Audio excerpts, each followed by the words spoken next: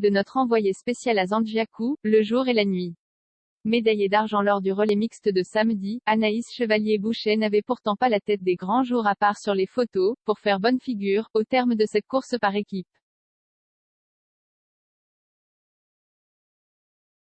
En cause, une performance au tir à la limite du catastrophique, avec 2 fautes sur le debout et 4, sur le couché, avec en cadeau un tour de pénalité qui aurait pu coûter cher à son équipe. Alors, lundi, quand elle a débarqué en zone mixte, forte de sa 2e place et de sa première médaille olympique en indiv, la médaillée de bronze au relais féminin de Pyeongchang avait forcément le sourire. Enfin, c'est ce qu'on a cru lire dans ses yeux, masque FFP2 oblige.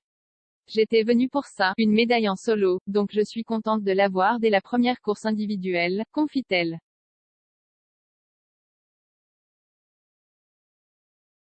Maintenant, ça va dérouler tout seul parce que, quoi qu'il arrive, mes jeux sont réussis.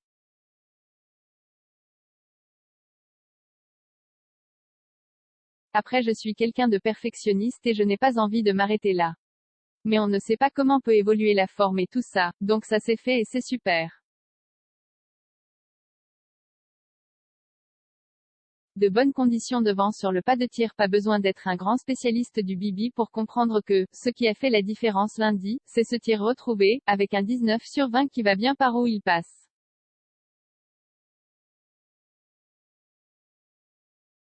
D'emblée, sa stratégie était claire. Elle l'a d'ailleurs établie tranquillement dans sa chambre du village olympique, dimanche, en regardant la course de ski de fond des garçons. Il faut dire aussi que les conditions n'étaient pas les mêmes que samedi. Fini le vent tourbillonnant qui met des feintes droite-gauche à tout le monde. Elle analyse, c'est vrai que les conditions étaient excellentes aujourd'hui, il y avait un léger vent mais au moins il était régulier, ça ne bougeait pas.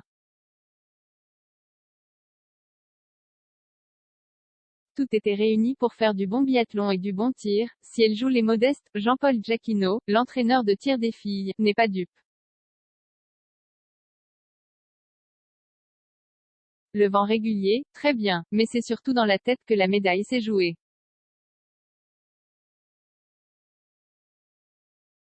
Elle a laissé sortir ses balles, décortique-t-il. Elle avait un truc en plus aujourd'hui, c'est qu'elle était appliquée, ça se sentait de derrière, c'était de bons tirs, de belles balles, elle était actrice sur le pas de tir du début à la fin. Ces ratés de samedi y sont pour beaucoup, sa force de caractère aussi, c'est une teigne, se marre Giacchino.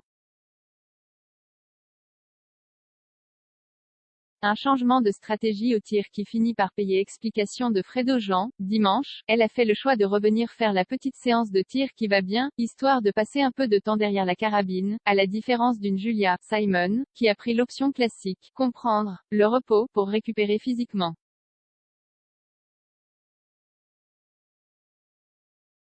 Au final c'était le bon choix, d'ailleurs, celui-ci nous confie qu'il avait mis une petite pièce sur Chevalier-Boucher au réveil. Et cette séance de rap, elle s'est passée comment? Très moyenne, sourit l'entraîneur de tir. Mais paradoxalement je suis sûr que c'est cette séance moyenne lui a servi aujourd'hui.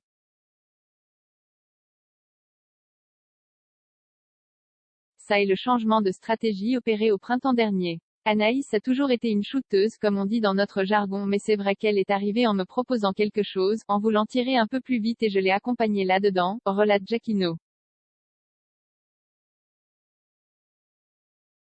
En fait, ce qui était intéressant, et moi j'aime bien ce mode de fonctionnement, c'est que c'est un choix qui venait d'elle, ce n'est pas quelque chose qu'on lui amène. Anaïs n'a pas besoin qu'on lui amène les choses, elle analyse, elle décide et après on la suit. Notre rôle, c'est de la garder sur ce chemin choisi et de la guider. On a beaucoup répété ça et ça a payé. Quand en plus on sait que l'individuel n'est clairement pas sa came, elle nous l'a encore répété après la course, on ne peut que dire vivement le sprint de vendredi.